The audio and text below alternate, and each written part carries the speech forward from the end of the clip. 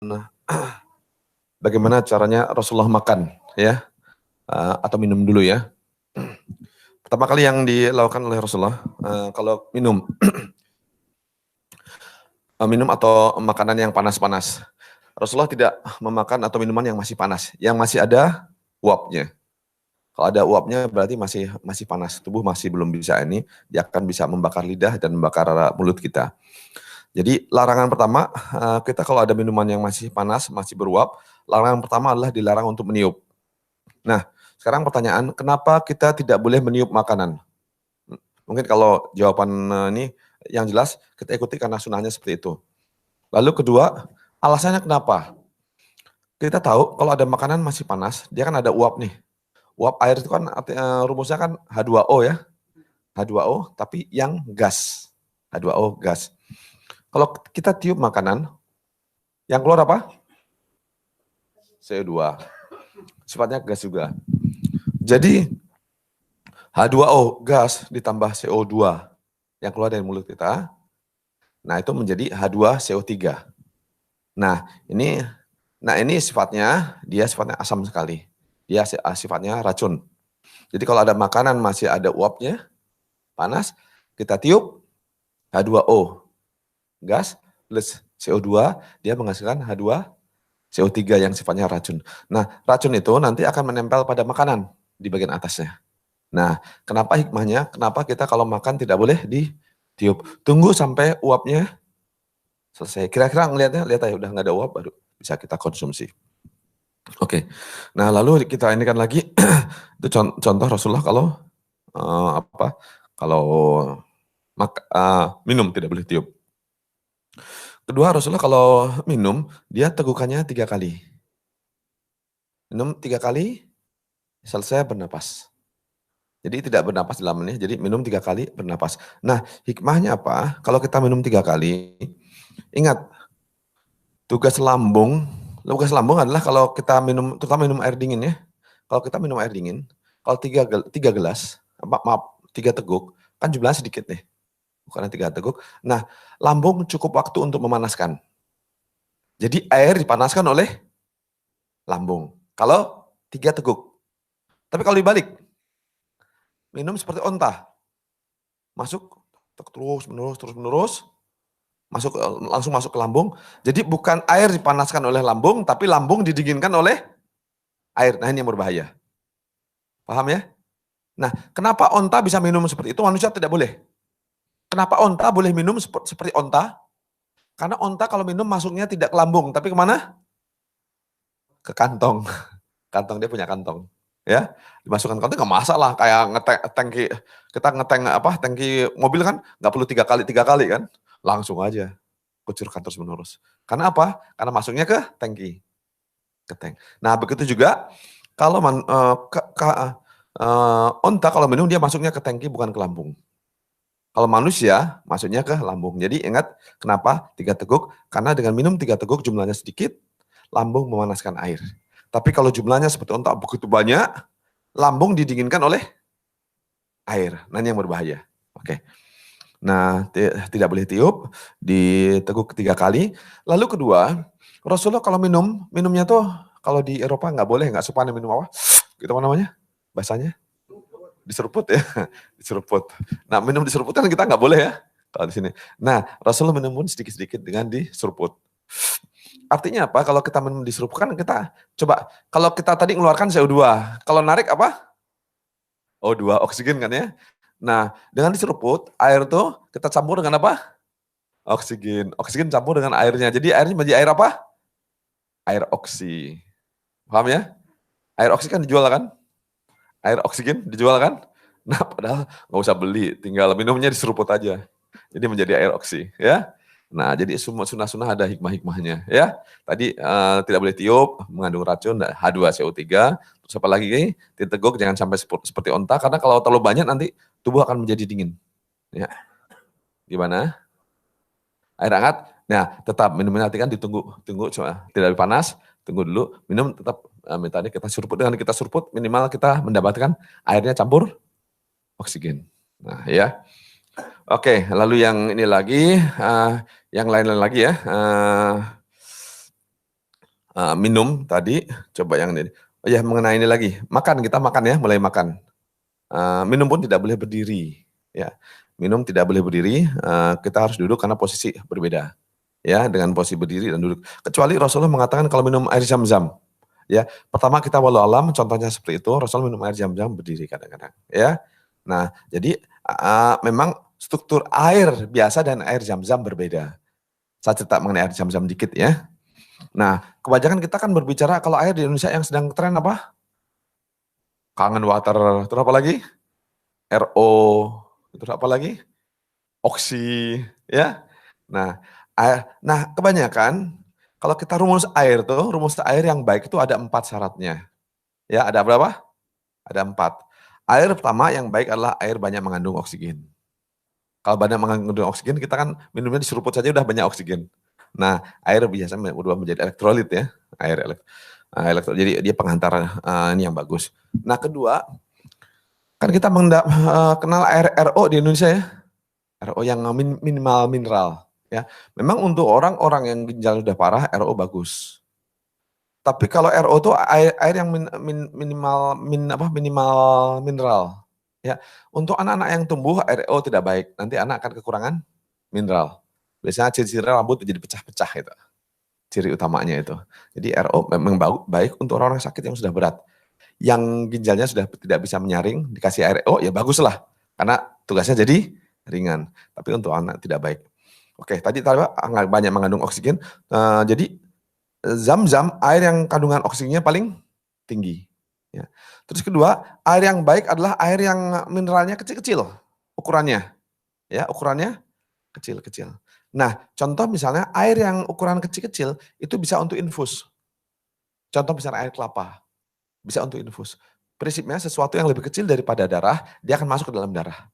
Tapi kalau sifatnya dia besar-besar, dia akan darah akan menggumpal. Ya, maka itu syarat untuk darah menjadi infus adalah darah yang udah yang ini ukurannya lebih kecil daripada sel-sel darah. Nah, jadi bisa diserap oleh darah. Nah, zam-zam itu bisa dijadikan untuk infus. Karena dia ukurannya lebih kecil daripada air biasa. Ya, ukuran kecil. Air zam-zam jumlah mineralnya dia sekitar 15 kali lipat daripada air biasa. Air zam-zam 15 kali lipat dari air biasa. Terus pH air, pH-nya zam-zam itu tinggi sekali. Kira-kira sampai 10, 9,8. Sedang air biasa rata-rata pH-nya yang bagus tuh 7 atau di bawah. Ya seperti itu. Zam-zam tinggi sekali. Artinya apa di sini? Zam-zam memiliki keutamaan 4. Mineralnya kecil, sehingga bisa untuk infus. Tubuh langsung bisa menyerap. Maka itu mineralnya banyak. Maka dalam hadis Rasulullah mengatakan bahwa zam-zam itu minuman dan makanan sekaligus.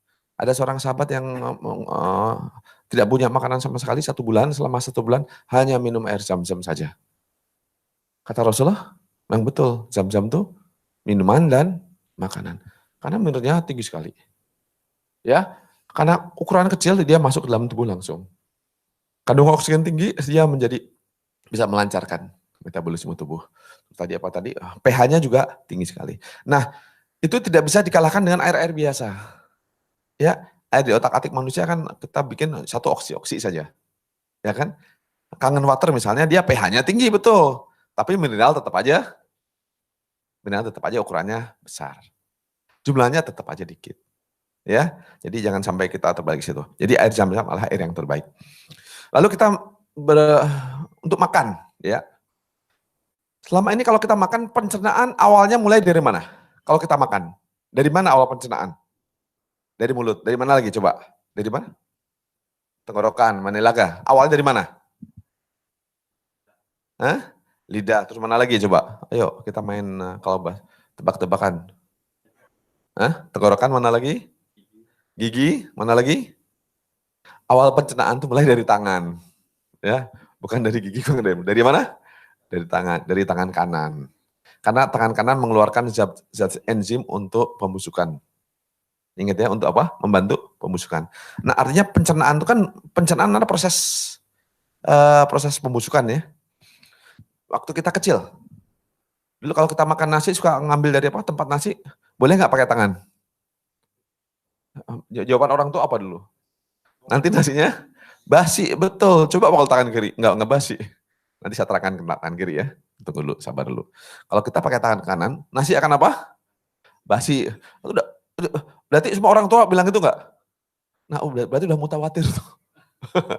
udah apa? Semua orang tua mengatakan itu. Ya, nggak boleh pakai tangan. Besoknya pagi pasti basi nasi. Kalau pakai tangan, nggak boleh pakai tangan. Tapi kalau ini enggak.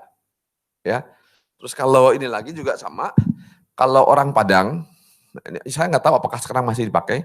Kalau orang Sunda dulu kalau masih bikin nasi diakel. Akel itu apa? Diaduk-aduk sampai uapnya habis. Ya, sampai uapnya habis. Jadi uapnya sampai habis. Nah, saya ada seorang guru, orang-orang tua dulu dia ahli pengobatan usianya 95. Usia 95, tapi fisiknya kayak orang usia 55. Jadi usianya kayak 40 tahun lebih muda. Salah satu guru saya, dia ahli silat juga, usia muda, usia 95. Istrinya masih 3, ada yang 30 tahun. Ingat ya, jangan bayangkan 95 kayak 95 kita ya. 95 dia di mana mau belajar Pak ya? Dia ahli totok darah. Dia ahli totok darah. Kuat sekali. Jadi kalau masih kalau masih beradu masih kuat lah. Salah satu guru saya di situ. Nah, itu saya juga banyak belajar dari situ. Dia tuh kelebihannya tuh dia nggak pernah makanan modern, nggak mau dia.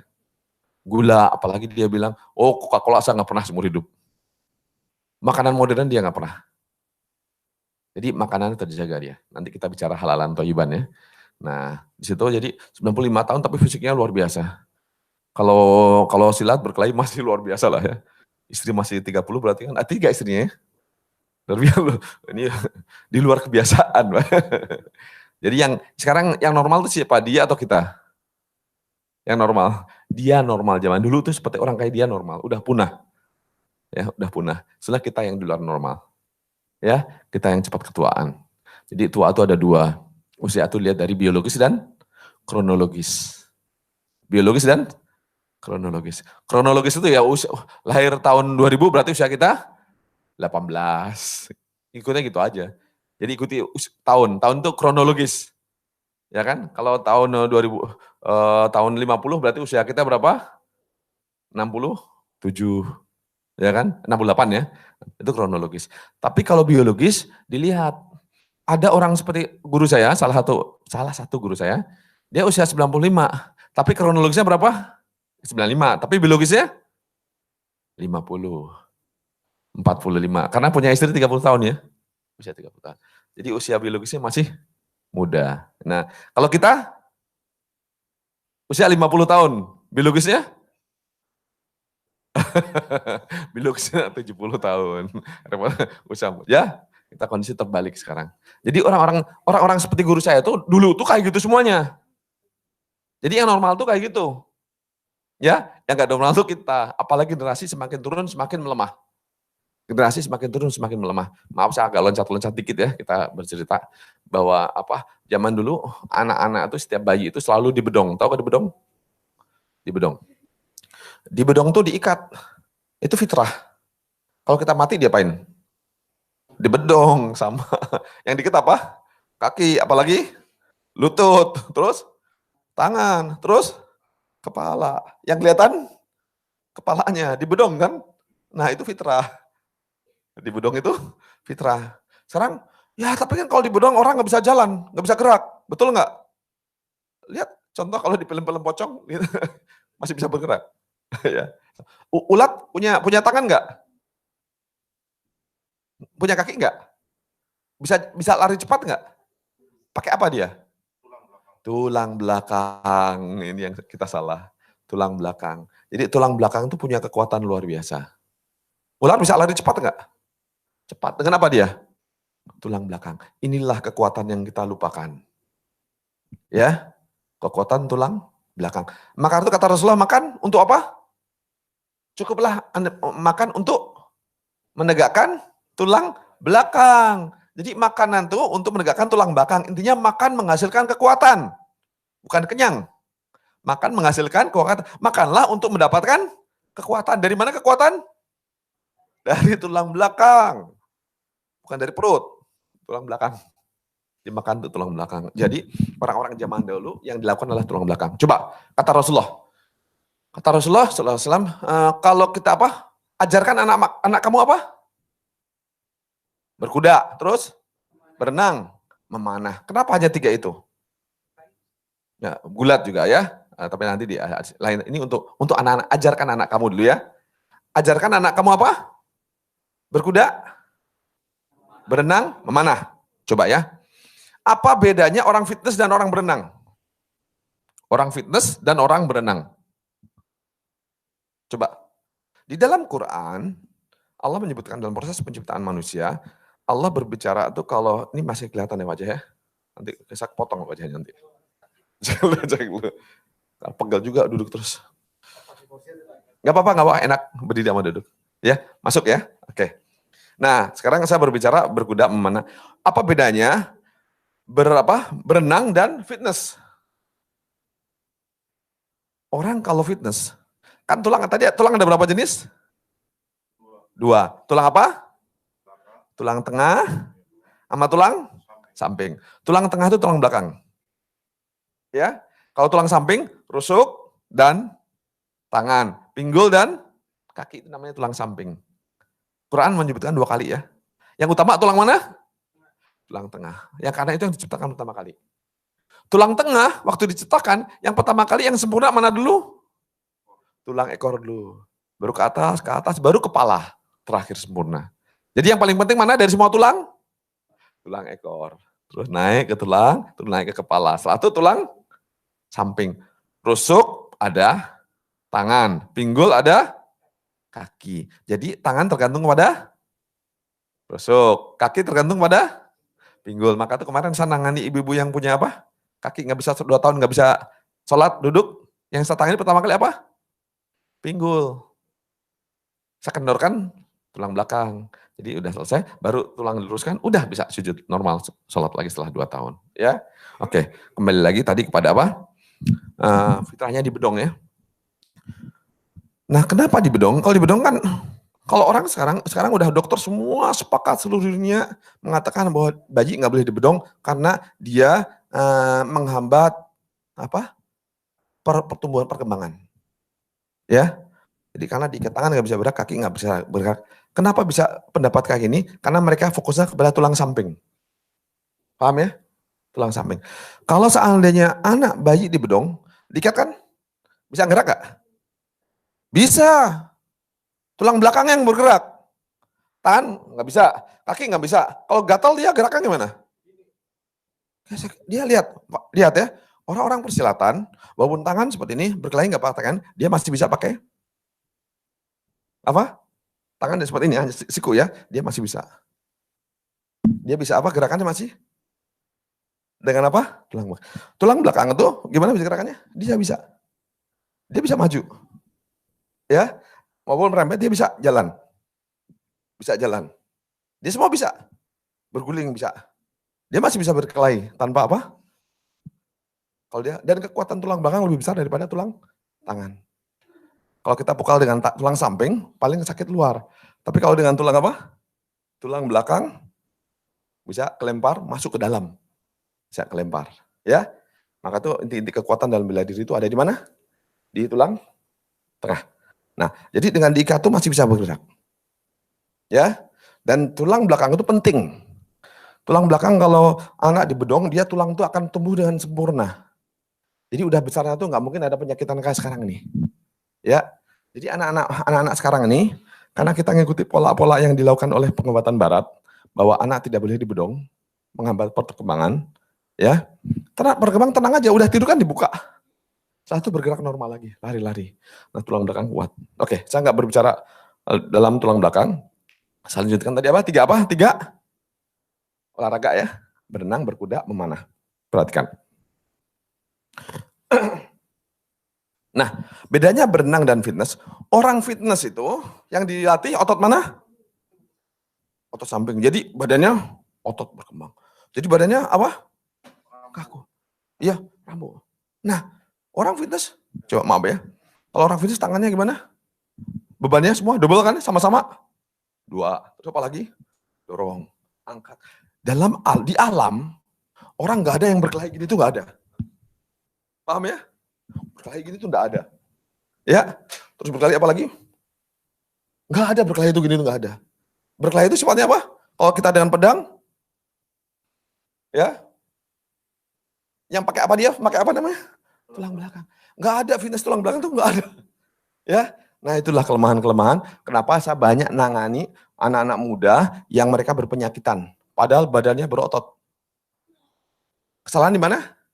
Mereka fokus kepada tulang samping dan otot-otot samping.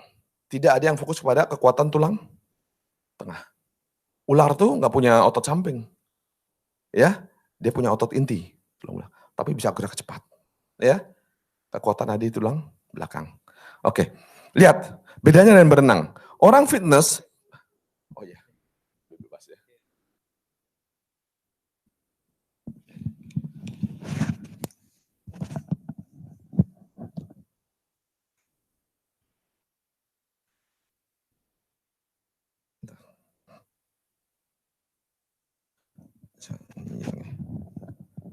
Jelas ya? Oke. Lalu tadi pakai apa? Berenang. Orang fitness pakai beban berat. Pertama, orang fitness yang tumbuh adalah otot-otot besar. Otot-otot besar. Otot besar itu kelihatan. Tenaganya besar, tapi tidak lincah. Ya. Sedangkan dalam perkelahian, mana yang paling menyakitkan? Dipukul sama apa? Sama tongkat atau dipukul sama cambuk? Cambuk, kenapa sakit? Apalagi kalau cambuk diisi, ujungnya diisi yang keras. Nah, itu bisa menghancurkan. Nah, dalam perkelahian, orang-orang tulang belakang, yang tulang belakang kokoh, dia pukul tuh pukulan kayak apa? Kayak cambuk. Langsung berat badan bisa dipindahkan kemana? Ke tangan. Ya, bisa pindahkan ke tangan. Jadi, walaupun tangan kecil, badan 70 kilo, langsung dia bisa pindahkan berat ke tangan. Karena efek cambuk. Jadi langsung orang turun, truk bisa jatuh gitu kan. Bisa ini. Jadi kita bisa pindahkan tangan ke apa? Nah, orang bisa kelempar jauh. Nanti bisa coba ya sambil latihan kecil untuk anak-anak muda untuk merangsang apa? Supaya senang tadi bergulat ya. Bergulat adalah sunnah. Jadi kalau di masjid sahabat tuh saling beradu kekuatan. Ya. Contoh kalau cara satu sahabat, kalau dulu perumpamaan sahabat tuh gini, cara berkelahinya. Jadi kalau yang satu duduk, perlombanya coba ditarik ke atas. Yang di atas ditarik ke bawah. Ya kan? Jadi caranya gitu, jadi orang tinggi, misalnya orang tinggi, nah pegang, gimana cara dia tekan sampai ke bawah. Yang dari atas bisa ditarik ke atas. Nah itu yang diatur tuh, kalau gini kan nggak mungkin nurunkan orang. Tapi kalau kita lumpuhkan tulang belakangnya, langsung lemah dia, lumpuh. Tekan. Naikkan juga gitu, naikkan. Ya, tulang belakang. Oke, bedanya fitness sama berenang, orang fitness yang tumbuh adalah otot-otot besar. Sehingga badannya besar tapi kaku. Ya, samping. Nah, sedangkan orang berenang yang tumbuh itu adalah otot apa? Otot-otot kecil semuanya. Otot kecil. Seimbang. Ya, seimbang. Semua bergerak. Otot kecil. Maka tuh nggak ada orang berenang badannya kayak fitness. Nggak ada kan ya? Di badannya lebar. Normal dan apa? Semuanya otot kecil. Tapi dia lincah, lentur. Ya, bedanya berenang ya. Dan berenang adalah olahraga simetri. Kanan kiri kaki juga simetri. Ya, ini penting. Jadi dari 3 olahraga tadi semua olahraga yang simetri semuanya. Ya. Jadi berenang itu untuk memperbaiki rangka kanan dan kiri, tengah semuanya. Juga ototnya otot yang kecil. Otot kekuatan dan otot kelenturan. Ya. Kalau orang tadi kalau fitness dia otot besar dan kaku. Jadi nggak bisa gerak. Ya. Oke. Kembali lagi tadi berenang. Jadi berenang seperti itu ya. Nah Rasulullah ngajarkan juga memanah. Memanah kira-kira untuk tulang mana? Kalau berenang untuk semuanya. Memanah untuk rangka mana? Rangka. Rusuk. Memanah itu untuk rusuk. Jadi kalau memanah itu bukan satu arah ya. Memanah kalau kita berkuda dalam perang, memanah gimana caranya? Apa kanan terus? Enggak. Kalau ada musuh di sana gimana? Apakah harus gini? Kalau sedang naik kuda, memanah gimana? Iya harus gini. ke belakang harus, ke sini harus, kalau ke bawah, ke atas. Nah artinya apa? Dia akan menggerakkan tulang rusuk semuanya, ke semua arah. Sehingga rongga dada akan besar. Robis rohli sadri. Rongga dada akan lapang. Lawannya apa? Sempit. Dia akan kena asma. Paham ya? Jadi asma adalah sempitnya rongga dada. Ya, maka itu caranya bagaimana cara mengembangkan. Sehingga memanah, jadi memanah tidak boleh satu arah. Kalau kelemahan saya mempelajari banyak kawan-kawan saya yang memanah, mereka pada sakit. Sakit apa? Tulang iga. Tulang belakang pada sakit semuanya. Pertanyaan kenapa? Dia ngerjakan sunnah, tapi kenapa penyakitan? Satu arah. Mereka belajar ketepatan, bukan belajar untuk berperang. Kalau belajar untuk berperang, kita tidak milih hanya gini saja. Emang fokus akan lawan tuh diem, panah saya nggak akan gerak-gerak. Gak gitu kan? Dinamis kan? Berkuda jadi ke semua arah. Cepat. Jadi mana tuh dengan, jadi harus bisa semua arah mana tuh. Cepat. Ke semua arah. Ke belakang. Nah, ya. Jadi memanah itu apa? Dari semua arah. Nah, kenapa orang memanah banyak bermasalah di tulang apa? Di tulang ini punggung salah, sakit semuanya karena dia satu arah semuanya. Jadi gini, yang satu narik, nah ini sakit semuanya di sini. Bermasalah semuanya. Kenapa? Apakah memanah yang salah? Yang salah apa? Orangnya. Dia memanah tidak sampai sunahnya tidak sempurna. Dia hanya berhenti memanah saja. Sedang memanah itu konteksnya dalam berperang. Berperang itu harus semua arah. Lincah semua arah. Oke, jelas ya? Ada untuk rongga dada. Nah, lalu setelah itu berkuda. Berkuda itu berbeda ya. Kuda kan besar nih. Kalau kita naik kuda kan, kuda kalau jalan pelan, dia akan apa? Apa yang diperbaiki kalau kuda tuh? Kalau dia kuda pelan, dia akan gimana? Kuda gerakannya? Gerakan apa? Pinggul kita kan? Pinggul kita kan? Kalau digerak kanan, badan akan lentur ke kanan, kiri terus. Ya, berkuda. Tapi kalau cepat ya, yang gerakan apa? Terus, kan berkuda ini kan, terus gerak semuanya. Sampai pulang ke pelat, sampai kaki semuanya. Berkuda kan? Tapi kalau sedang larinya zigzag, ya ngikuti gitu. Ke semua arah. Mau kuda belok dia gini, kita turun, kita ke sini. Terus naik, loncat, kita seperti ini. Jadi tulang belakang apa? Dia ngikuti apa? Dia seimbang. Berkuda tuh, kanan, ke depan. Udah campur dia, apalagi dalam berperang kan. Kuda berperang, musuh bahaya, badan lincah. Tidak hanya ini, dia megang apa? Pedang. Ali kalau megang pedang, sampai lawan tuh bisa sampai kepala, sampai tembus, belah, sampai ke kudanya juga kena. Paham ya? Kalau di Turki kita lihat di Turki itu, ada kursi enggak ya? Ada kursi, saya kasih contoh untuk kursi. Saya kasih contoh aja ya. Ini hanya contoh. Maaf ini hanya untuk kasih contoh ya. Nah, kalau kita di mana? Kalau untuk kasih contoh. Kalau kita di apa? Kalau di Turki itu pedang sahabat tuh ada besar panjang sekali. Nah itu megangnya gimana kan? Kalau kita megang pasti apa? Langsung jatuh. Gimana bisa berperang dengan pedang berat segitu? Pedangnya berat-berat, gede-gede. Pedang Ja'far ya, pasti itu besar sekali. Kalau kita lihat dulu waktu saya megang, gimana nih megangnya kan? Pedang ahli kan berat sekali itu, gimana megangnya? Nah, setelah kita dalam bela diri olahraga, orang-orang yang kalau udah latihan pedang, mereka bisa mengatur kekuatan, memindahkan kekuatan. Contoh misalnya, ini sambil kursi nih. Kursi kalau kita megangnya pakai apa? Tenaga tangan, gak kuat. Apa? Dia megang ini apa langsung? Gak kuat. Karena kekuatan saya ada di mana? Ada tangan. Tapi kalau megangnya bukan dengan kekuatan tangan, tapi kekuatan apa? Punggung. Ya udah santai aja. Ya, santai. Jadi dia bisa, nah ini kalau dengan punggung, dia langsung bisa santai aja. Kekuatan di sini. Tapi kalau kekuatan tangan, langsung jatuh. Tapi kalau kekuatan apa punggung, ya udah santai aja. Bisa sambil bernyanyi, napas tetap lega. Tapi kalau tangan, nggak kuat. Ya, itu yang bedakan. Kekuatan tangan dan kekuatan punggung. Maka tuh makan untuk menegakkan tulang punggung. Makan untuk menegakkan kekuatan. Ya, dari hadis itu bisa kita paham bahwa kekuatan awalnya dari mana? Tulang belakang. Ya, nah, oke. Nah, oke. Balik ya, tadi berkuda sudah ya? Berkuda yang paling banyak bergerak apa? Semuanya. Pinggulnya bisa gerak. Semuanya. Dari sini tangan pindah ke perut sampai ke dada. Sampai ke tangan. Nah, sehingga berkuda bisa dengan kuda dia bisa mainkan apa? Pedang. Bisa atap. Ya, di situ. Oke, itu masalah apa? Oke. Tadi masalah kembali lagi ya, tadi olahraganya kayak gitu. Jadi olahraga yang Rasulullah anjurkan adalah olahraga yang simetri.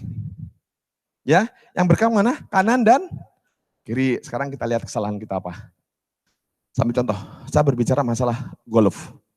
Olahraganya orang, kalau Indonesia orang kaya ya, golf. Coba perhatikan. Golf itu, tongkat dipegang, ujungnya berat kan? Dia akan terus menerus. Golf ada yang backhand enggak? Selalu mutarnya apa? Satu arah. Lihat, pukulan golf perhatikan ya. Dan untuk bisa ngelempar kekuatan, dia harus swing. Kaki ya kan? Ini maksimalkan kekuatan. Lihat badannya kan gimana ini? Seperti ini. Ke belakang.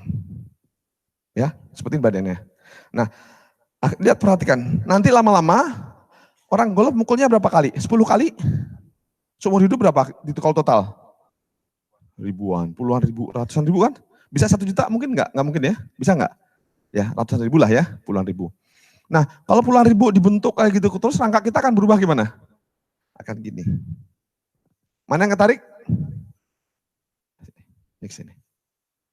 Nah, jadi organ mana yang ketarik? Kiri ada apa nih? Lambung, pankreas, limpa, terus paru-paru sebelah kiri semuanya.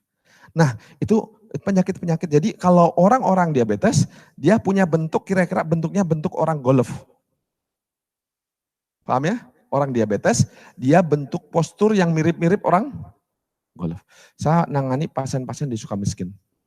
Nah, saya nangani 30 orang. Di 30 orang itu semuanya 20 orang diabetes. Dan itu mempunyai bentuk tubuh yang sama semuanya. Dan kebanyakan dari mereka, kan orang kaya, pejabat tadinya, ya, kasus korupsi, pemain golf. Di situ. Ada orang juga yang tadi normal, setelah main golf jadi penyakit gula misalnya. Karena dia memberikan bentuk yang seperti itu. Ya paham ya? Jadi olahraga yang Rasul anjurkan, ajarkan anak kamu berenang, berkuda, dan memanah adalah olahraga yang simetri. Ya, sedangkan apa? Golf. Terus ada lagi, badminton. Badminton itu yang beratnya sedang apa? Orang nyemes itu posisinya gimana? Coba bayangkan orang nyemes, posisinya gimana? Yang beratnya mukulnya atau pas sedang mau mukul? Coba. Sebelum mukul. Karena dia loncat ke atas, badannya gimana? Gini. Ya, loncat ke atas, baru pukul. Pukulnya di mana? Bukan dengan badan, tapi dengan apa? Coba itu, dia keras sekali. Jadi yang berputar kemana? Ke sini. Yang ketarik paling berat adalah ini, otot jantung. Karena silang kan? Ini dekat, ini jauh. Yang kena tuh otot jantung. Maka tuh orang-orang kasus-kasus badminton banyak yang bermasalah, dia jantung berhenti tiba-tiba, bocor tiba-tiba. Kita nyebutnya angin duduk ya.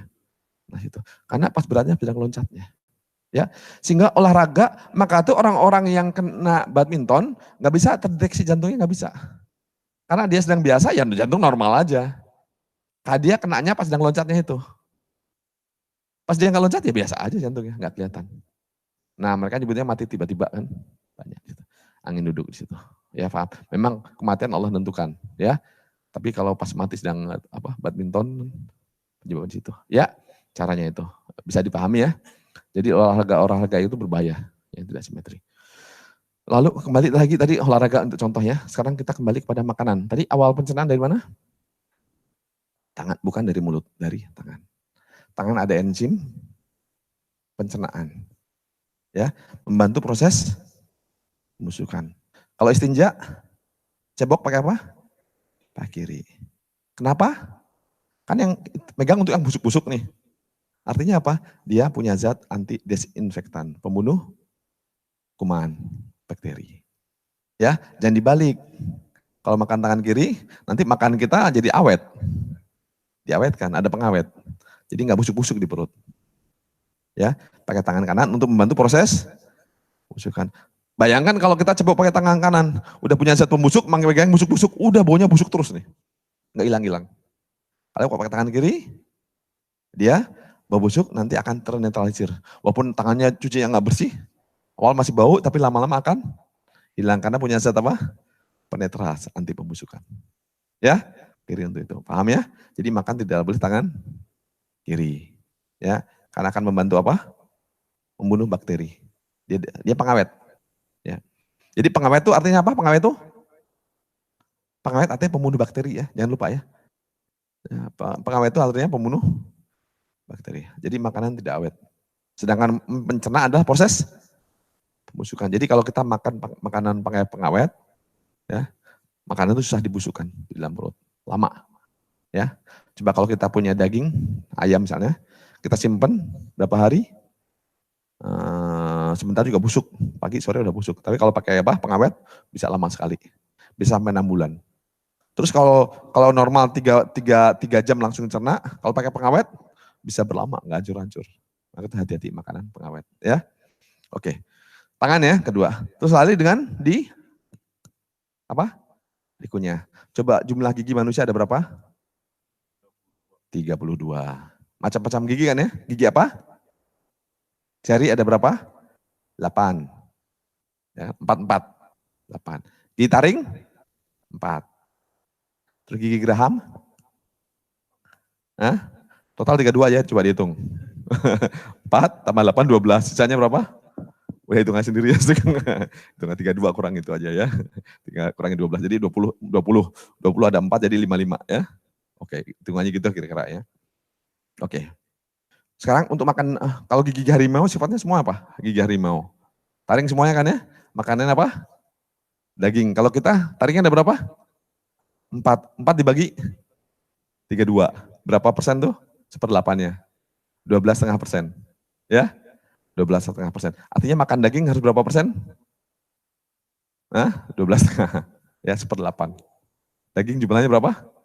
1/8. Jadi nggak perlu makan daging tiap hari. Ya? Oke. Jadi karena lihat taringnya jumlahnya. Terus yang depan? Ya kan? Nah itu buah-buahan yang dan lain-lain ada berapa? Ada 8. Bagi 32, 1/4. Jadi makanan-makanan yang sayur-sayuran buah-buahan berapa? 1/4-nya. Terus biji-bijian berapa? Banyak? Ya, ada banyak tuh. Jadi makan kita gandum, apalagi? Kan biji itu gandum tuh. Beras kan biji. Nah jumlahnya sekitar segitu. Ya kira-kira ya. Jadi makanan manusia tuh nggak bisa vegetaris. Karena kita gigi kita bukan kayak kambing.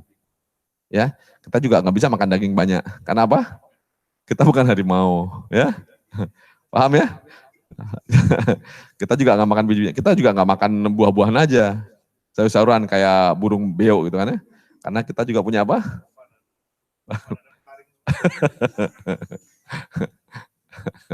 Oke ya. Nah, dari gigi ya. Terus kedua juga proses pencernaan dari mulut. Rasulullah mengunyah berapa kali? Berapa kali Rasulullah mengunyah? Ada yang 30, ada yang 33. Kira-kira segituan lah ya. Kalau kita berapa kali? Mengunyah? Kadang-kadang nggak langsung ditelan kita. Maka langsung telan gak digigit sama sekali. Ya. Nah, akhirnya apa? Kan tugas mulut untuk mencerna nih. Ya, untuk dikunyah sampai selesai. Jadi kalau ada proses, sebuah pabrik prosesnya, kan ada namanya apa yang, kalau bahasa Inggrisnya apa, saya nggak tahu, loban. Jadi apa, kerjaan di sini, terus ngalir ke sini, apa namanya? Jadi ini satu selesai, pindah ke kedua. Nanti selesaikan ke 3. Terus kan gitu kan cara kerjaan-kerjaan di pabrik misalnya, ini selesai, apa? Line workers ya, saya bahasanya. Saya pahamnya bahasa Belandanya, loban. Jadi apa? Apa tadi namanya? Line workers. Jadi bekerja satu bagian kayak olahraga estafet lah. Ya. Nah, jadi kita ngerjakan pertama, kerjain, selesai, baru ke yang kedua. Baru yang ketiga, terus keempat. Sekarang yang pertama ngerjain gak beres. Berarti yang berat siapa nanti? Yang dua juga gak beres. Yang berat siapa? 4, terus gak beres. Akhirnya pabriknya hancur. Paham ya? Nah kita juga makan pakai sendok, 1 udah hancur kan. Makannya pakai sendok kopolup, pakai tangan kiri dipotong. Kita gak gitu. Duduknya Rasulullah seumur hidup tidak pernah makan di meja. Rasulullah tidak bersandar. Ya, kita cerita lain lagi nanti ya. Oke, kita makan dulu ya. Jadi proses pencernaan di mana? Di kunyah. Di kunyah itu diproses. Kunyah itu prosesnya di mulut, mekanis dan kimia, 2. Apa? Mekanis dan kemis. Di apa? Dikunyah, dihancurkan, dan gigi, juga dengan air liur. Ya, maka itu seperti Rasulullah makan dikit, ngunyah lama. Jadi yang dimakan efisiensinya tinggi. Yang dimakan semua berubah menjadi energi. Paham ya? Yang dimakan menjadi apa? Energi semuanya. Kalau kita, yang kita makan, keluar semuanya. Energinya nggak ada. Karena kita cari hanya kenyang aja. Oh terasa kenyang, udah. Maka itu tidak menambah kekuatan. Maka itu secara biologis kita cepat tua. Ya. Ya, jadi pahamnya di sini ya. Jadi ngunyah itu dengan itu menjadi kekuatan. Nah, kalau ngunyah dengan baik terjadi langsung masuk ke lambung. Lambung tugasnya pun lebih ringan. Ya, udah ringan. Nanti kita udah sampai di sini ada. Oke, tadi dikunyah ya, dikunyahnya perbandingan gigi, nanti dikunyah agak lama sehingga proses selesai. Jadi proses 1 terjadi, digigit, dicampur air liur, kan bagus nih. Nah, lambung tugasnya efisien, ringan sekali. Langsung asam lambung itu langsung energi naik. Ya, jadi mulai penyerapan itu bukan dari apa? Mulai semenjak di mulut udah ada terjadi penyerapan. Ya, lambung terjadi penyerapan lagi. Nah, coba perhatikan Rasulullah makan ya. Hadisnya gini. Rasulullah seumur hidup tidak pernah makan duduk di meja. Dan Rasulullah tidak pernah makan bersandar. Rasulullah tidak pernah makan berdiri. Ya coba ya, saya kasih gambaran. Rasulullah makannya nggak kepotong ya, kaki kelihatan nggak? Dicek lagi. Khawatir nanti kalau nggak kelihatan nanti, karena yang dilihatkan adalah kakinya.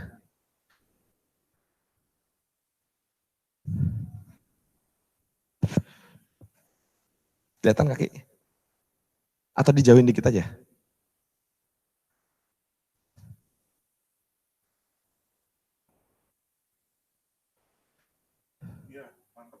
Ya, oke. Perhatikan.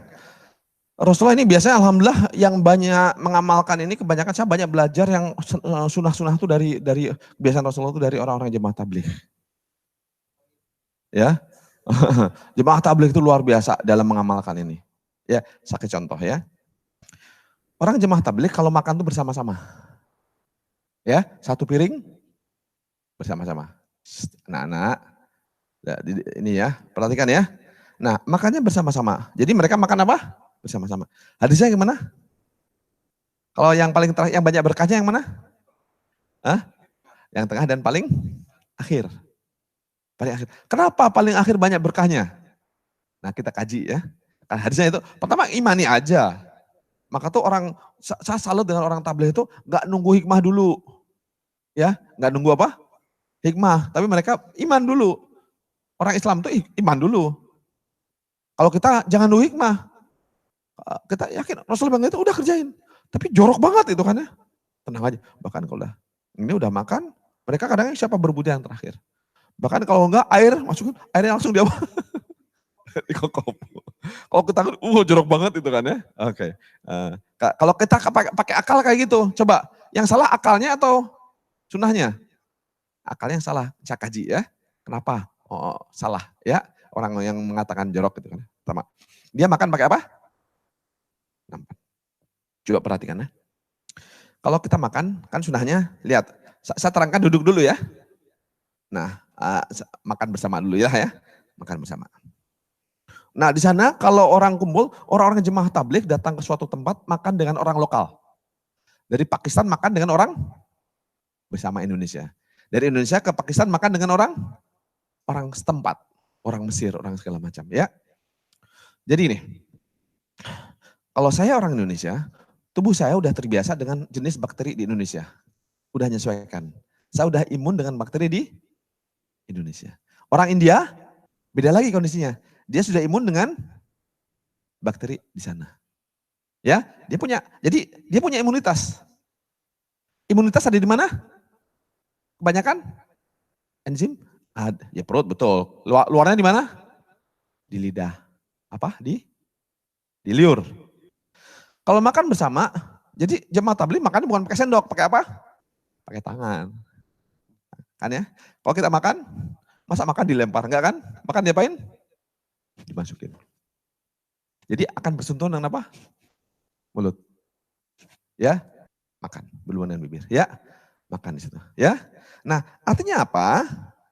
Wah, ini kecampur kecampur dengan air liur dong. Enggak apa-apa, jangan air liur bilangnya. Ya, anti enzim. Ya, dengan dia antibakteri untuk tempat lokal. Ya, kita makan bersama-sama. Kalau saya datang ke India, kalau saya makan biasa sendirian, pasti mencret, diare. Banyak kan? Kalau kita orang mau bergian pakai apa dulu? Dia apa dulu? Divaksin dulu, imunisasi kan? Untuk apa? Antibakteri tempat sana. Kalau mau ke Indonesia, disuntik ini. Supaya anti ini. Supaya nggak diare. Kalau orang jemaah tabligh, jarang terjadi di situ.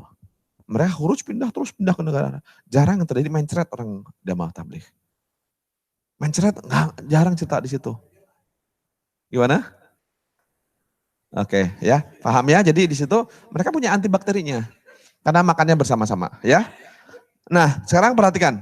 Ini ada makanan nih, ada orang Indonesia, Pakistan, Afghanistan, Eropa, macam-macam orangnya dari berbagai macam daerah. Makan. Kira-kira yang paling banyak diacak yang paling mana? Yang paling awal atau di akhir? Di akhir. Jadi di akhir itu punya imunisasi dari mana? Dari Pakistan, India, Bangladesh, Eropa, Australia, Indonesia, Sunda, Jawa, Padang, ngumpul semuanya di situ. Berarti yang paling banyak apa? Vaksinnya paling komplit. Semua ada, ya. Nah, paling banyak berkahnya. Paham ya? Iya. Ya. Ya, semuanya. Nah, artinya apa?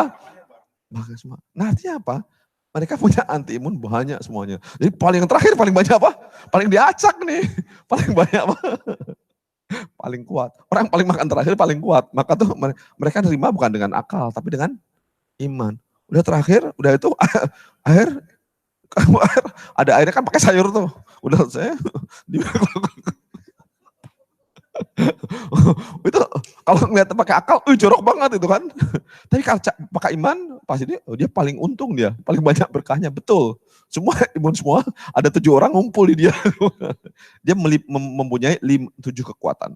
Benua, kalau jangan ada ya. Nggak, itu benua hanya 5 ya. Dia memiliki kekuatan bangsa. Paham ya? Jadi itu banyak dilakukan. Oke.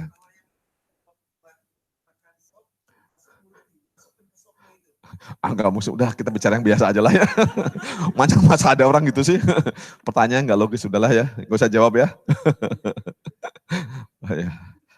Oke. Sekarang kembali lagi kepada apa? Makan, cara makan. Cara makan kaki duduk seperti ini. Perhatikan ya, kaki duduk seperti ini. Yang kaki duduk sini, yang kaki kanan ditekan. Lambung itu ada di sini, sampai ke tengah, ke sini dikit.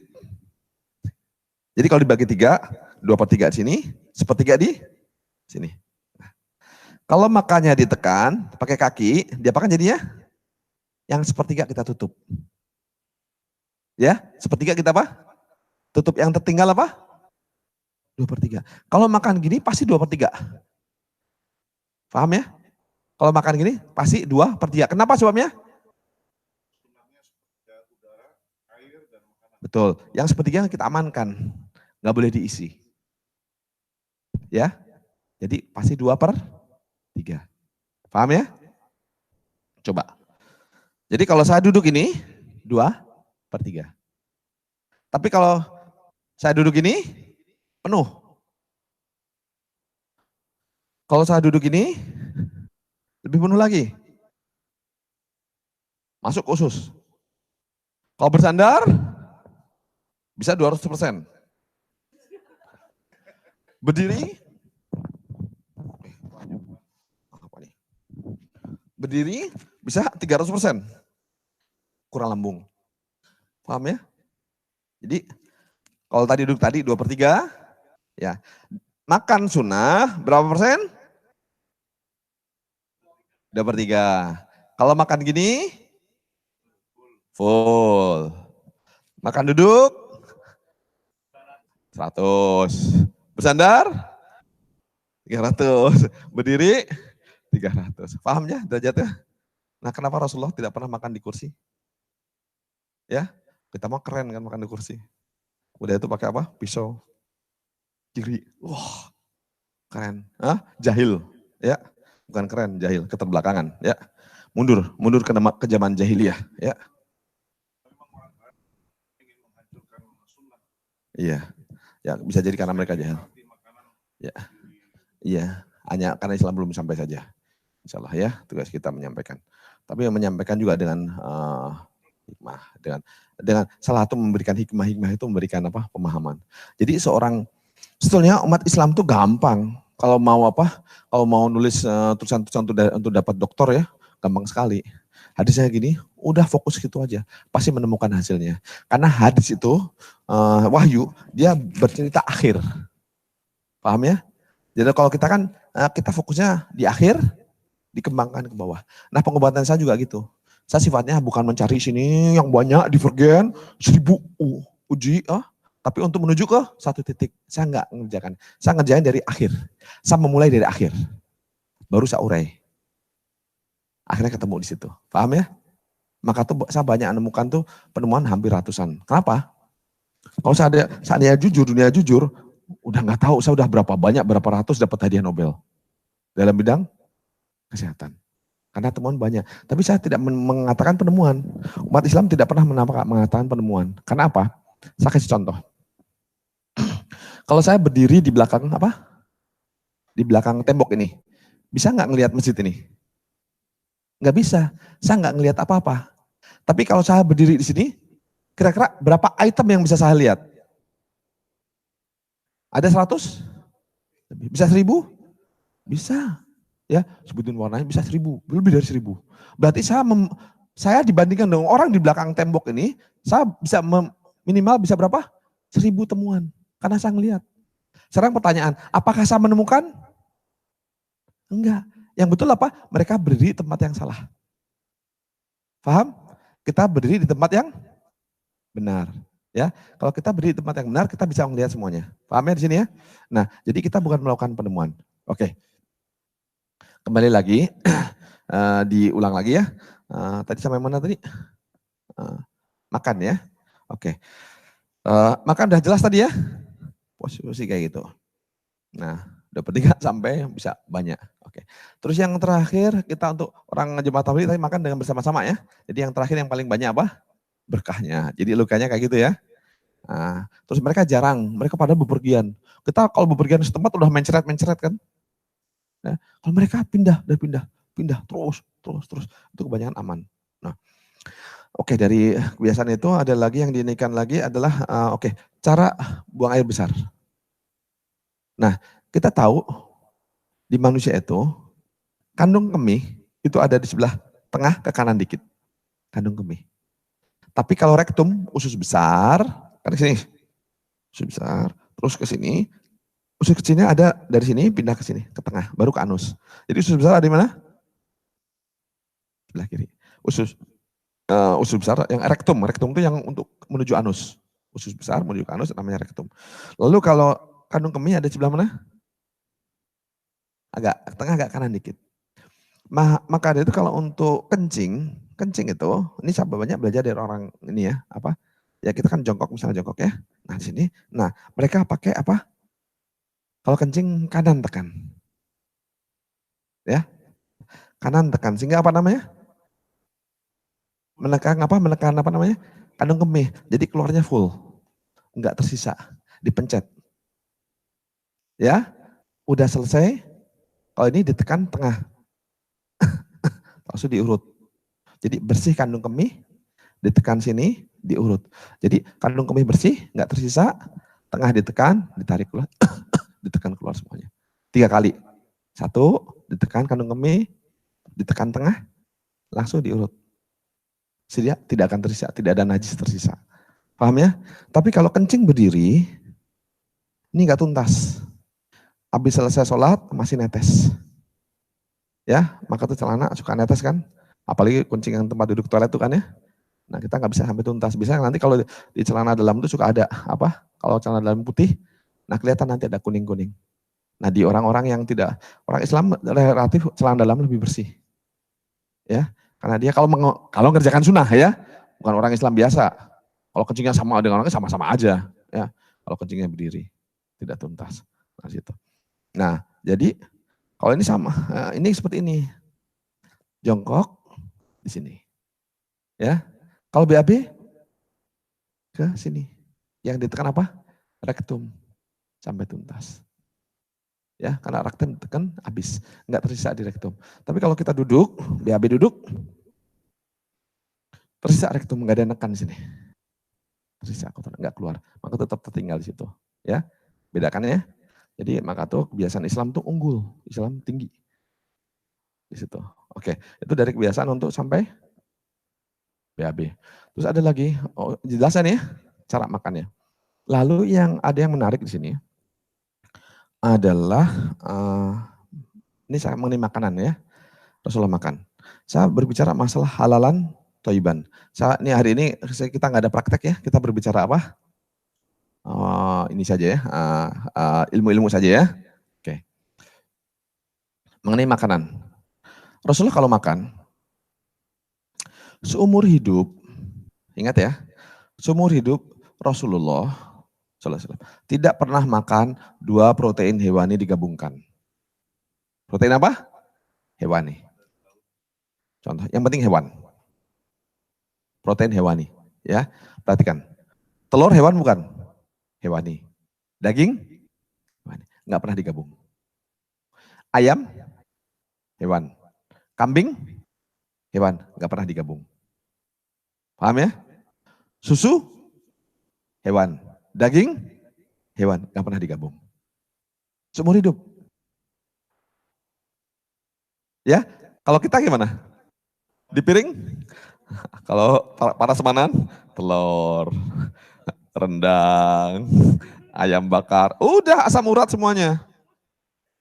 Ya, jadi lambung itu hanya bisa, berapa jenis asam lambung dikeluarkan oleh lambung? Berapa jenis? Berapa jenis asam lambung dikeluarkan? Ya satu aja asam lambung. Ya, enggak, saya mengeluarkan asam lambung untuk ini. Untuk ini enggak, satu jenis asam lambung. Paham ya? Nah, daging yang paling lama dicerna. Saya makan ayam, lunak kan ya? Saya makan sapi, agak keras. Keluarkan satu jenis asam lambung. Kira-kira yang hancur mana? Ayam. Kalau kita fokusnya ke sapi, terlalu hancur kambingnya, ya ayamnya. Jadi dia mengeluarkan satu jenis asam lambung. Jadi yang hancur yang mana yang duluan? Ayam. Sisanya setengah jadi. Setengah mateng. Nah ini nanti bermasalah. Ya, jadi bermasalah. Jadi setengah mateng. Setengah matang itu nggak bisa tuntas. Itu nanti akan menjadi tumpukan sampah dalam darah. Ya, purin menjadi tinggi. Asam urat menjadi tinggi. Jadi kalau asam urat menjadi tinggi. Jadi asam urat tinggi karena apa? Karena makan nggak tuntas. 2 hewan protein digabungkan. Pertama, dia akan numpuk. Ya, dalam darah. Ngumpulnya di mana? Darah, betul. Nanti nyumbatnya di tempat mana? Enggak, di semua tempat. Jadi kalau asam purin itu tinggi, semua tempat akan tinggi semuanya. Dia akan ngumpul di tempat terjadi penyempitan. Kita kalau banjir, ya kira-kira air numpuk di mana? Di tempat yang menyempit. Atau tempat belokan, atau tempat menyempit. Itu kumpul di situ.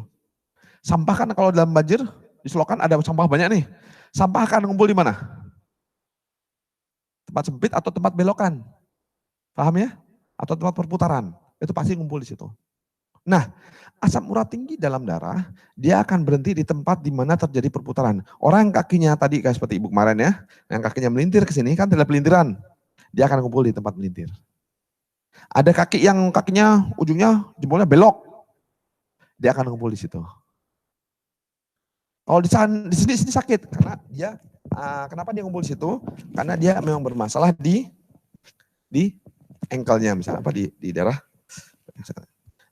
sini. Nah, nanti kalau kumpul kenapa di tangan? Karena di tangan ada pelintiran, sendi yang nggak pas. Jadi ngumpulnya kalau asam urat, kenapa orang kena asam urat? Karena asam uratnya tinggi, betul. Itu penyebabnya. Satu. Tapi ngumpulnya di mana? Kenapa nggak semua sendi? Kenapa satu sendi? Karena sendi itu yang bermasalah. Jadi asam urat selesaikan sendinya dulu, atur makanannya. Paham ya? Jadi jangan dibalik. Kenapa asam urat? Di sini. Kenapa nggak di sini? Kan ada 365 sendi. Kenapa milihnya sendi lutut? Karena lututnya bermasalah. Kenapa di sini? Karena ininya bermasalah. Jadi dia kan tinggi, ngumpul, tapi ngumpul di tempat yang bermasalah. Jadi penyelesaian asam urat adalah yang selesaikan sendinya, selesaikan dulu, lalu turunkan kebiasaan yang menyebabkan asam urat. Jelas di situ ya? Oke. Nah, kenapa kalau orang asam urat dia pemicunya kalau makan makanan yang apa? Melinjo, apalagi? Yang sifatnya tanin. Ya, hijau-hijau yang tanin, daun-daun yang sifatnya kesat ya. Oh, itu biasa langsung sakit semuanya. Ya, karena dengan makanan-makanan itu tanin sifatnya itu mengkerutkan. Jadi udah lutut udah muter, sampah udah nempel, makan yang kesat-kesat, udah ini terberhenti. Jadi pemicunya. Jadi jangan disalahkan daunnya, prosesnya. Nah, jadi sambil contoh ya, saya kasih contoh gini. Maaf ini saya ambil contoh di sini ya. Ini kok sebenarnya nyangkut ya. Saya kasih contoh ya.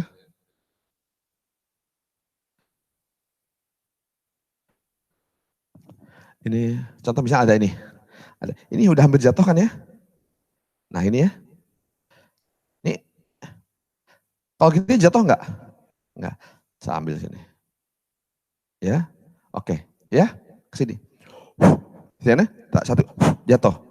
Nah sekarang jatuhnya karena apa? Orang nyebutnya karena ditiup. Jatuh enggak? Enggak. Terus kenapa jatuh? Kombinasi. Tiup itu bukan penyebabnya. Karena penyebab utamanya apa? Dia udah memang mau jatuh. Paham ya? Jadi jangan nyalahkan akhirnya saja.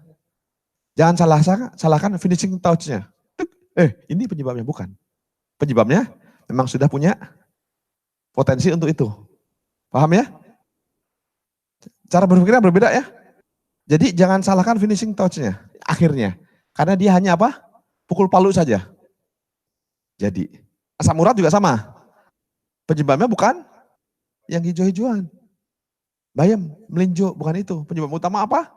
Karena dia makannya. Satu, terus kedua sendinya, ketiga pukul palu, tak jadi di situ.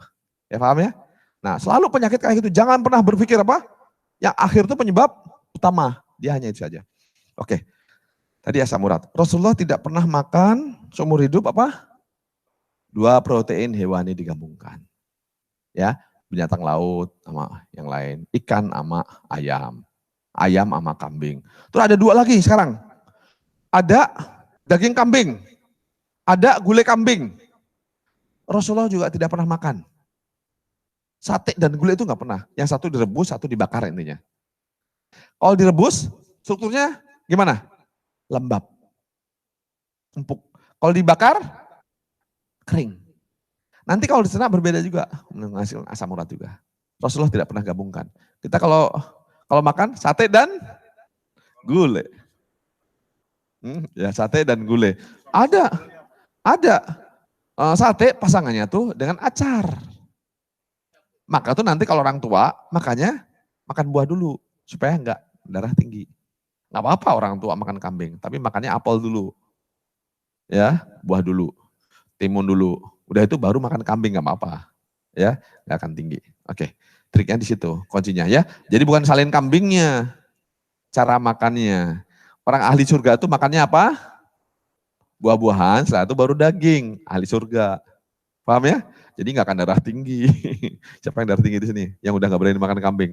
Makan. Ayah saya waktu udah terakhir usia hayat, waktu udah meninggal sekarang.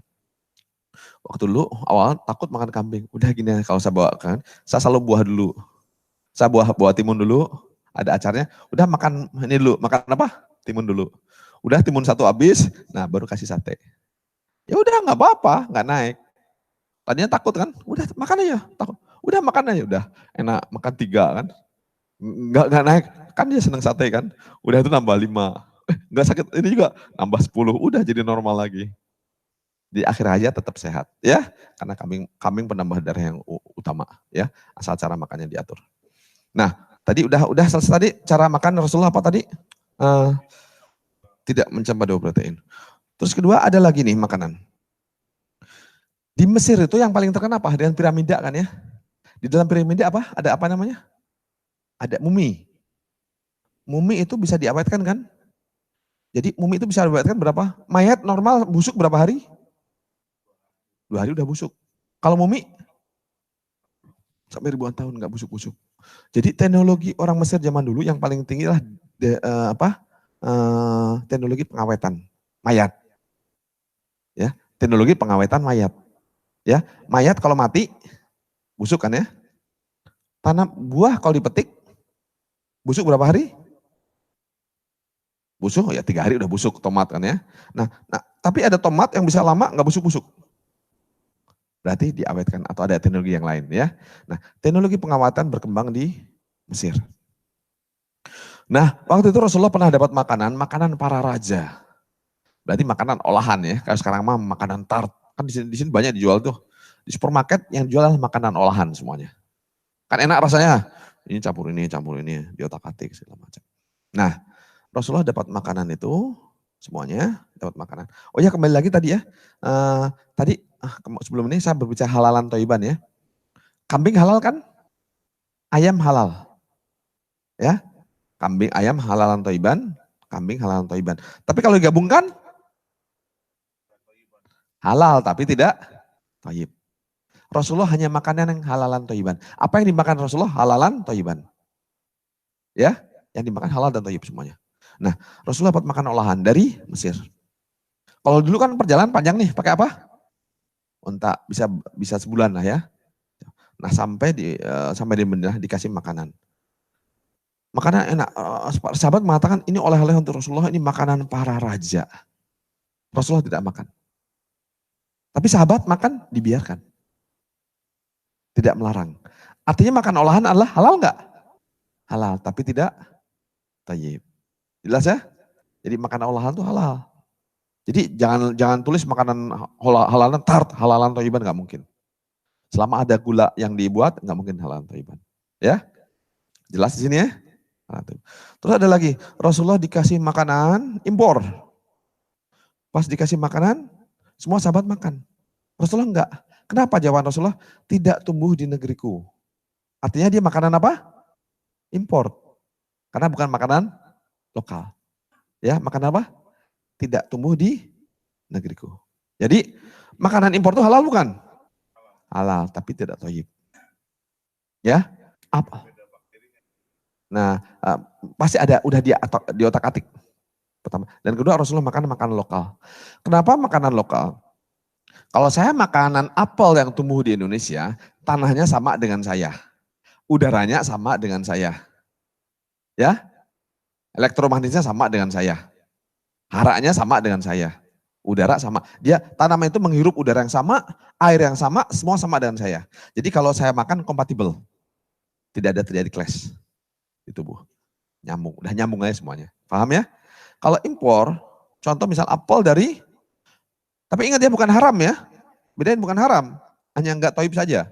Ya, apel kita makan. Nah situ jadi terutama juga makan pasti di otak-atik, ada prosesnya. Ya, jadi makanan yang terbaik adalah makanan lokal. Karena makanan lokal itu pasti baru dipetik, asli. Ya, tapi kalau mangga impor dari South Africa, ya pasti ada di otak-atik. Ya, kenapa nggak busuk? Dalam perjalanan jauh, pasti busuk duluan kan? Nah makanan yang terbaik adalah makanan yang mudah busuk. Karena proses pencernaan adalah proses pembusukan. Ya, nah situ. Oke, nah Rasulullah itu. Ada lagi makanan yang diberikan kepada Rasulullah, biawak. Sahabat makan, Rasulullah enggak. Tanya kenapa enggak? Saya tidak terbiasa. Jadi kalau biasa nasi aja. Ya, kalau kita nasi ingin keren, makan apa namanya?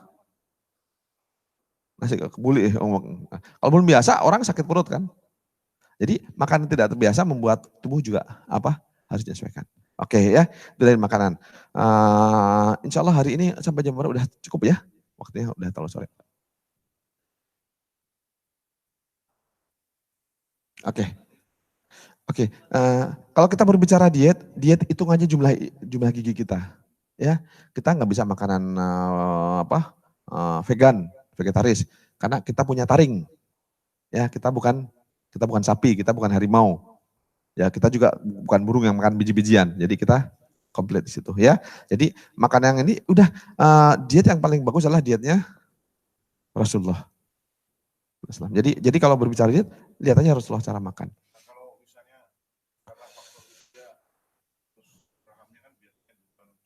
Ya.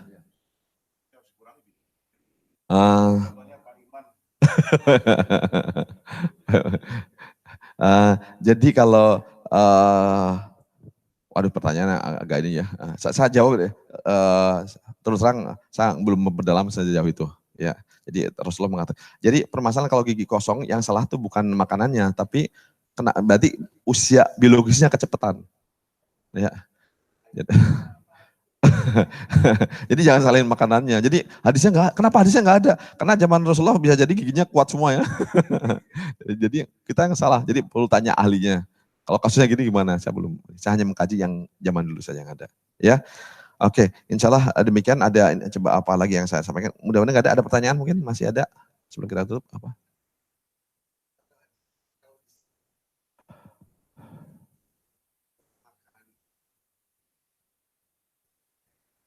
Ya.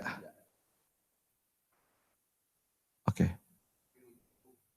Ya. Oke. Oke, ya. Coba yang terbaik ini. Walau alam saya ini hanya kalau tanya dalil, kan saya bukan ahli hadisnya ya. Biasanya kalau saya berbicara masalah kesehatan biasa aja ya. Dalam Islam itu, jadi kalau kita ada 4 waktu untuk minum yang terbaik. Yang terbaik itu artinya apa? Di tempat itu, waktu itu penyerapan yang paling maksimal. Ya. Contoh yang paling bagus minum, kita kalau bangun tidur kan sering banyak lendir, suka kering. Nah maka tuh sebelum tidur tuh minum. Jangan sebelum tidur minum. Nah nanti ya sebelum tidur tuh minum. Jadi bukan makan ya. Jadi saya ingatkan lagi, kita tidak boleh makan di akhir-akhir. Jadi nggak boleh makan pas sedang tidur. Kenapa bahayanya gini? Tahu kan komputer kan? Kan komputer ada sleep stand-nya kan? Jadi dia masih aktif tapi dengan energi yang standby. Sedikit itu. Ya, energinya ada tapi standby. Kalau kita sedang makan tuh ngolah itu perlu energi full. Kita makan kekenyangan, tidur. Orang tidur energi apa? Minimum. Bisa ngolah makanan enggak? Enggak, dia setengah-setengah. Nah, di perut ada pembusukan. Biasanya ciri-cirinya dari pembusukan, dari mulut banyak luka. Kalau mulut banyak luka, lidah banyak luka, berarti usus banyak luka. Ya, paham ya? Jadi mulut itu mewakili apa? Perut. Kalau mulut luka, berarti perut luka. Keluar. Karena ini mulut adalah satu-satunya usus yang apa? Yang keluar. Ini kan usus nih. Ya. Jadi kalau di tanaman itu akar. Kan tahu sarung tangan? Ya. Kalau dibalik jadi usus. Kalau di tanaman namanya akar. Akar untuk nyerap makanan kan? Sifatnya ke sana. Tapi kalau manusia kan bisa jalan-jalan. Akarnya manusia mana? Ditarik jadi usus. Jadi usus itu akar yang dibalik masuk ke dalam perut. Ya. Daun, paru-paru kan? Paru-parunya tanaman daun. Daun. Kalau ditarik, masukkan jadi apa? Jadi paru-paru. Paham ya? Jadi manusia kayak persamaan manusia dengan tanaman apa? Akarnya adalah dibalik, sarung tangan masukin, dibalik jadi usus, jadi kantong. Kita yang masukkan, keluar. Kalau tanaman dia nyari, nyedot sendiri. Kalau daun, diambil. Kalau manusia, ditarik oleh dada. Masuk, itu dari perputaran. Ya, sama-sama saja. Jadi maka tuh daun-daun banyak untuk, bagus untuk apa? Akar-akaran banyak untuk situ. Ya, oke. Tadi lupa lagi bicara apa pertanyaannya? Oh minum ya. Jadi saat-saat yang terbaik untuk minum adalah pas tidur minum. Ya, untuk mencegah kekeringan di ini. Ya, jaga supaya tetap supaya tidak terlalu kering.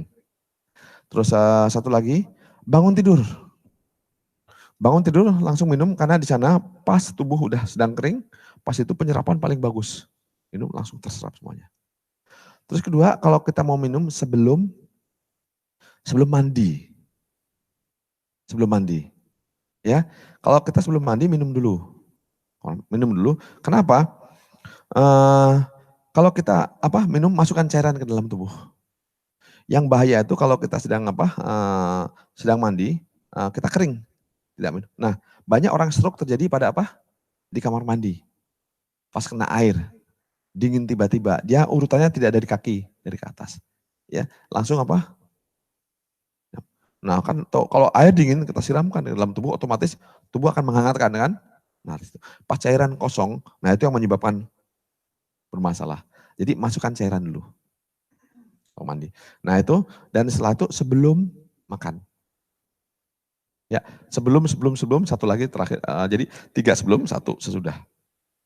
Sebelum makan, sebelum tidur, sebelum kamar mandi, sebelum mandi. Terus terakhir, setelah tidur. Di 4. Untuk gimana? Perlu minum, tapi jangan langsung setelah makan. Jadi nunggu setengah jam kemudian. Karena kalau sedang makan, kan dia ada asam lambung keluar nih. Kita minum udah netralisir. Ya, jadi tunggu. Maka tuh, tapi kan keselak Ya ngunyahnya yang bagus, biar nggak keselak. Jadi jangan salahin keselaknya.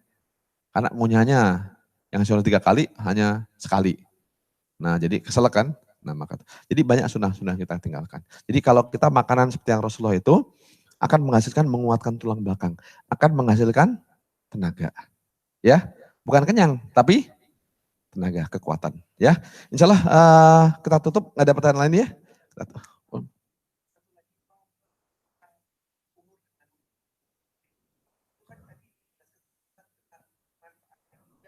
Ya, betul.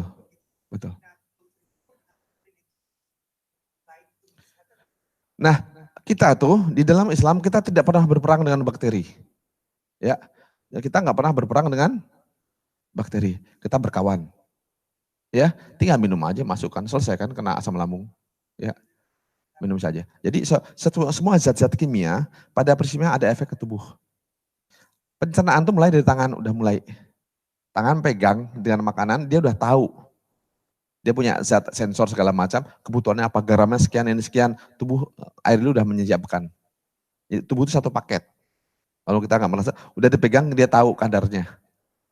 Ya kan? Lidah udah nyiapkan, tubuh akan nyiapkan. Ya. Nah, jadi pencernaan mulai dari mulut. Jadi kalau orang sakit parah, itu hanya tempelkan ke lidah saja udah nyerap. Maka tuh kalau makan apa? Orang jantung pakai obat apa? Masukkan di bawah lidah kan? Langsung serap dalam darah. Nah, ya aspirin ya. Nah, apalagi kita makan laserin. Masukkan ke mulut, terserap nggak ke dalam tubuh?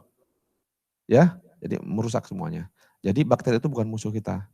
Yang kita netralkan adalah darah kita, kondisi kita.